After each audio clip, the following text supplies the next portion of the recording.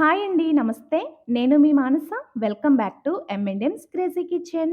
ఈరోజు మన కిచెన్‌లో ఈ దివాళీ పండగకి ఈజీగా చేసుకునే 4 రకాల స్నాక్ రెసిపీస్, బియ్యపిండి మురుకులు, చేతి చెక్కలు, బియ్యపిండి చెక్కలు, ఇంకా గులాబీ పువ్వులు రెసిపీస్‌ని మీతో షేర్ చేయబోతున్నాను. ఇవి ఒక్కొక్కటి కూడా నెల రోజుల పైనే నిల్వ ఉంటాయండి. సో, తక్కువ ఆయిల్ పీల్చుకుని ఈజీగా చేసుకునే ఈ స్నాక్ రెసిపీస్‌ని ఎలా చేసుకోవాలో చూసేద్దాం రండి. ఫస్ట్ రెసిపీ బియ్యపిండి మురుకులు గుల్లగా కరకరలాడుతూ రావాలంటే ఇలా చేయండి. వరిపిండి మురుకుల కోసం ముందుగా ఒక మిక్సింగ్ బౌల్‌లో 2 కప్పుల వరిపిండి, అర టీ స్పూన్ పసుపు, 1 టేబుల్ స్పూన్ వాముని చేతితో కాస్త నలిపి వేసుకోవాలి. ఇందులోనే రుచికి తగినంత ఉప్పు, అర టీ స్పూన్ వరకు కలోంజీ సీడ్స్ వేసుకోండి.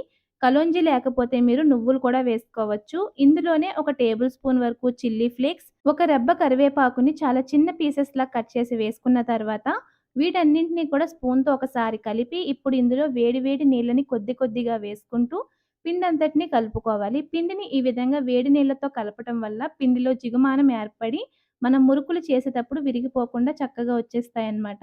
పిండిని చేతితో తాకగలిగినంత వేడిగా ఉన్నప్పుడు మనం చేతితో బాగా ప్రెస్ చేసుకుంటూ కలుపుకోవాలి. మీరు కలిపేటప్పుడు పిండి ఇంకా మీకు పొడి పొడిలాడుతూ అనిపిస్తే ఇందులో మరొక టేబుల్ స్పూన్ వాటర్ యాడ్ చేసుకొని కలుపుకోండి. ఒకేసారి అయితే ఎక్కువ యాడ్ చేయొద్దు.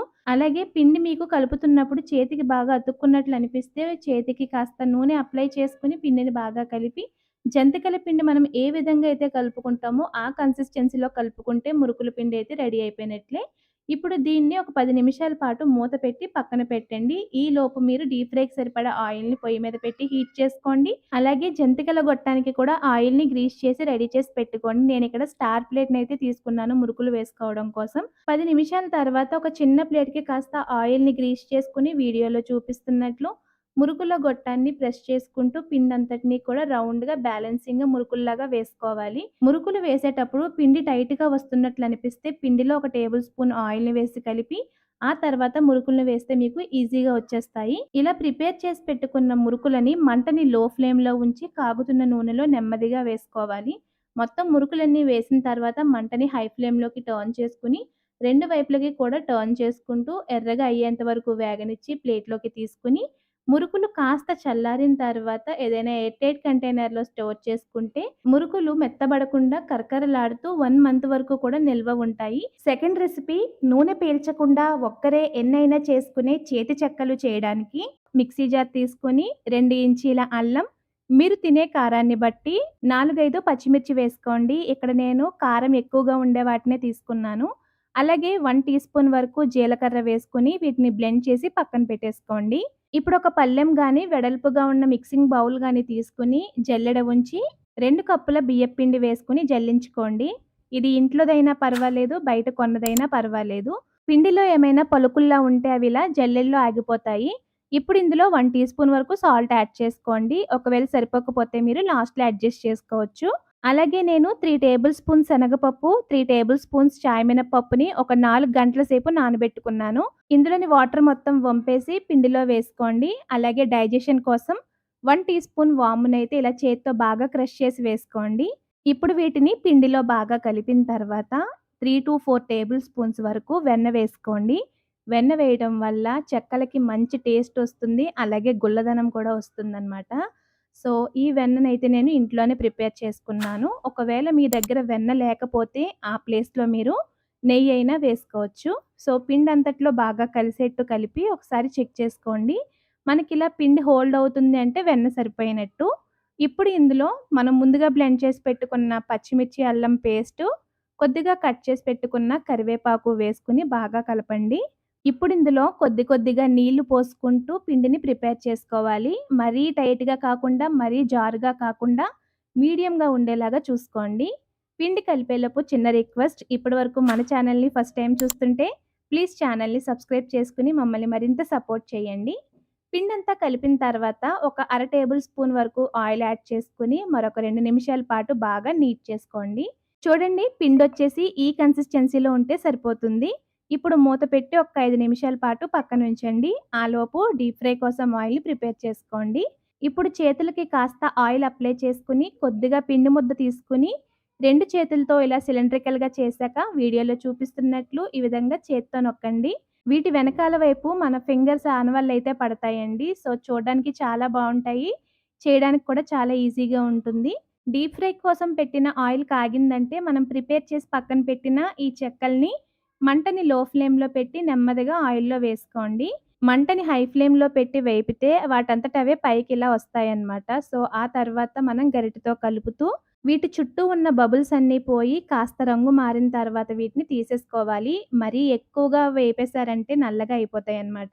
అందుకే కాస్త గోల్డెన్ కలర్ కనబడగానే తీసేస్తే చల్లారాక మరింత కలర్ పెరుగుతాయి. వీటిని మీరు 1 మంత్ వరకు కూడా స్టోర్ చేసుకోవచ్చు.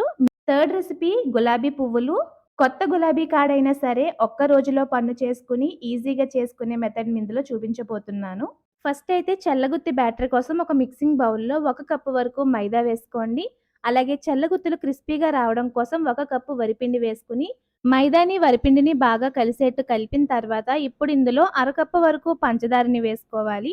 అలాగే అర టీ స్పూన్ వరకు వంట సోడా, పావు టీ స్పూన్ సాల్ట్ వేసుకొని డ్రై ఇంగ్రీడియెంట్స్ అన్నింటిని కూడా ఒకసారి విస్కర్‌తో అన్నీ బాగా కలిసేట్టు కలిపిన తర్వాత, ఇప్పుడు ఇందులో కొద్ది కొద్దిగా వాటర్ యాడ్ చేసుకుంటూ ఉండలు లేకుండా పిండిని విస్కర్‌తో బాగా కలుపుకోవాలండి. మరీ ఎక్కువ వాటర్ ఏయకుండా కొద్ది కొద్దిగా వేసుకుంటూ పిండి మనకి రిబ్బన్ కన్సిస్టెన్సీలోనే ఉండాలి. కాస్త పలచగా ఉండేట్టు కలుపుకొని దీనిపైన మూత పెట్టి పిండిని ఒక 2 గంటల సేపు నానబెట్టుకోవాలి. 2 గంటల తర్వాత మూత తీసి చూసారంటే షుగర్ మెల్ట్ అవుతుంది. అలాగే పిండి పైన కాస్త బబుల్స్ కూడా ఫార్మ్ అయ్యి ఉంటాయి. ఇప్పుడు పిండిని ఒకసారి బాగా కలుపుకొని చూసుకోవాలండి. మనకి మరీ థిక్‌గా ఉండకూడదు. మరీ పలచగా ఉండకుండా మనకి చెల్లగుత్తి బ్యాటర్ ఈ కన్సిస్టెన్సీలో ఉంటే సరిపోతుందనమాట. అలాగే కొత్త చెల్లగుత్తి మౌల్డ్ మీరు ఫస్ట్ టైమ్ యూజ్ చేస్తున్నట్లయితే మాత్రం చెల్లగుత్తులు వేసుకొని ఒక రోజు ముందంతా కూడా ఆయిల్‌లో చెల్లగుత్తి మౌల్డ్‌ని నానబెట్టుకోవాలి. ఇలా నానబెట్టుకుంటేనే మనకి పర్ఫెక్ట్‌గా అతుక్కోకుండా అయితే వచ్చేస్తాయన్నమాట. చెల్లగుత్తులు వేసే ముందు చెల్లగుత్తి మౌల్డ్‌ని హాట్ ఆయిల్‌లో ఉంచి కాస్త వేడవ్వనివ్వాలి. ఇలా వేడెక్కిన తర్వాత ఈ మౌల్డ్‌ని మనం ప్రిపేర్ చేసి పెట్టుకున్న చెల్లగుత్తి బ్యాటర్‌లో డిప్ చేసుకొని, ఈ చెల్లగుత్తిని మంటని లో ఫ్లేమ్‌లో ఉంచి కాగుతున్న నూనెలో వేసుకొని జస్ట్ చల్లగుత్తిని ఒక సైడ్‌కి సపోర్ట్ తీసుకొని చాక్‌తో ఈ విధంగా సైడ్ నుంచి తీసేస్తుంటే ఈజీగా సెపరేట్ అయిపోతాయి. ఇప్పుడు మంటని హై ఫ్లేమ్‌లో ఉంచి రెండు వైపులకి టర్న్ చేసుకుంటూ లైట్ గోల్డెన్ కలర్ వచ్చేంత వరకు వేగనిచ్చి వీటిని పక్కకి తీసుకోవాలి. ఇలాగే మిగిలిన చల్లగుత్తులను కూడా ప్రిపేర్ చేస్తూ ఉండగా ఒక 10-15 చల్లగుత్తులు చేసేసరికి ఇంక నైఫ్‌తో కూడా సెపరేట్ చేసే పని లేకుండా చల్లగుత్తి కాడని ఆయిల్‌లోనే మీరు పైకి, కిందకి హిట్ చేస్తూ ఉన్నారంటే ఈజీగా సెపరేట్ అయిపోతుందండి. ఇదే విధంగా మీరు మిగిలిన చెల్లగుత్తులను కూడా చాలా ఈజీగా ప్రిపేర్ చేసుకోవచ్చు. నేను చెప్పిన కొత్త చెల్లగుత్తి మౌల్డ్ ప్రాసెస్ అయితే స్టీల్‌కైనా సేమే అండి. ఐరన్‌కైనా సేమే. సో, కొత్తగా తీసుకునే వాళ్ళు ఐరన్ కన్నా స్టీల్ తీసుకోవడానికే ప్రిఫర్ చేయండి. ఎందుకంటే ఈజీగా క్లీన్ చేసేసుకొని మనం పక్కన కూడా పెట్టేసుకోవచ్చు. అదే ఐరన్ అయితే మళ్ళీ దానికి గ్రీస్ చేయాలి. లేకపోతే దాన్ని అలాగే శుభ్రం చేయకుండా కవర్‌లో పెట్టి ర్యాప్ చేసుకున్నా పర్వాలేదండి. సో, ఇంకెందుకండి ఆలస్యం నేను చెప్పిన కొలతలతో మీరు కూడా చల్లగుత్తి బ్యాటర్‌ని ప్రిపేర్ చేసుకొని క్రిస్పీ అండ్ టేస్టీ చల్లగుత్తిల్ని ఇంట్లోనే ప్రిపేర్ చేసుకోండి. ఫోర్త్ రెసిపీ వచ్చేసి తినే కొద్దీ తినాలనిపించేంత రుచిగా ఉండే బియ్యపిండి చెక్కలు. వరిపిండి చెక్కలు చేయడానికి స్టవ్ మీద ఒక మందపాటి కడాయి పెట్టుకొని, అందులో 3 కప్స్ వరకు వరిపిండి వేసుకోండి. గ్రామ్స్ వైస్ అయితే ఇది 600 గ్రామ్స్ అండి. మీరు ఈ రెసిపీని ఆడించిన పిండితో అయినా చేసుకోవచ్చు. లేకపోతే బయట షాప్‌లో కొన్న దాంతో అయినా చేసుకోవచ్చండి. ఇప్పుడు మంటని మీడియం ఫ్లేమ్‌లో పెట్టి ఒక 5 మినిట్స్ పాటు డ్రై రోస్ట్ చేసుకోవాలి. ఇలా చేయటం వల్ల చెక్కలు క్రిస్పీగా వస్తాయండి. అంతే కాకుండా మనం తీసుకున్న పిండిలో ఏదైనా మాయిశ్చర్ ఉంటే అదంతా పోయి పొడి పొడిలాడుతూ వస్తుంది పిండి. సో, అది కూడా మనకి పర్ఫెక్ట్ టెక్స్చర్ రావడానికి బాగా హెల్ప్ అవుతుందనమాట. అలాగే పిండి కలర్ చేంజ్ అవ్వకుండా చూసుకోండి. ఇప్పుడు స్టవ్ ఆఫ్ చేసేసుకొని ఈ పిండిని పక్కన పెట్టి చల్లారనివ్వండి. ఈలోపు ఒక మిక్సీ జార్ తీసుకొని అందులో ముప్పావు కప్పు వరకు పుట్నాల పప్పు వేసుకొని బ్లెండ్ చేయండి. 1 కప్పు వరిపిండికి పావు కప్పు పుట్నాల పప్పు లెక్కండి. అప్పుడు రుచిగా వస్తాయి చెక్కలు మనకి. ఇప్పుడు మనం ముందుగా వేపి పెట్టుకున్నాం కదా! ఆ పొడి పిండిని జల్లించేసుకోండి. మెత్తని జల్లెడ ఉంటుంది కదా! సో, అందులో వేసుకొని జల్లించేయండి. ఇలా చేయటం వల్ల చెక్కలు సాఫ్ట్‌గా వస్తాయి. అలాగే చేసేటప్పుడు బ్రేక్ అవ్వకుండా కూడా ఉంటాయన్నమాట. వరిపిండి జల్లించేసుకున్న తర్వాత మనం బ్లెండ్ చేసుకున్న పుట్నాల పప్పు పిండిని కూడా వేసేసుకొని మళ్ళీ జల్లించేసుకోండి. ఇప్పుడు ఈ రెండింటిని కలిపేసి పిండిని పక్కన పెట్టేసుకోండి.